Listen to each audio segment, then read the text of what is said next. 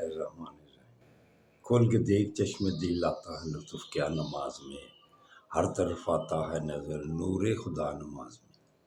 اٹھو مسلمانوں اپنے مقدر جگا لو، نماز ادا کر کے اپنے اللہ کو منا لو۔ میرے دوستوں، میرے برادروں، نماز کے بغیر کہتا ہوں انسان زیرو ہے۔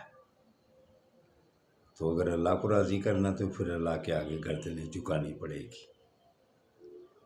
تو صغیرہ گناہ پھر نماز جب ہم پڑھتے ہیں، رکوع میں جاتے ہیں تو صغیرہ گناہ ساتھ ہی ختم ہوتے جاتے ہیں۔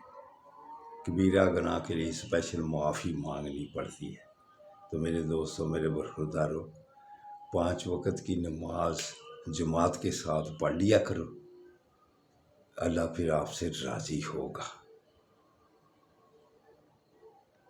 تو سب سے زیادہ آقا صلی اللہ علیہ وسلم نے ارشاد فرمایا، کس بات سے لوگ دوزخ میں جائیں گے؟ بڑے گناہوں سے۔ سب گناہ پیچھے رہ جائیں گے، ان کی وجہ سے کم لوگ دوزخ میں جائیں گے۔ زبان ایک ایسی چیز ہے جس کی وجہ سے زیادہ لوگ، اکثریت زبان کی وجہ سے جو لوگوں کی غیبتیں کرتے ہیں، لوگوں کے دل دکھاتے ہیں، زبان کی وجہ سے سب سے زیادہ دوزخ جس بات سے بھری جائے گی وہ زبان ہے۔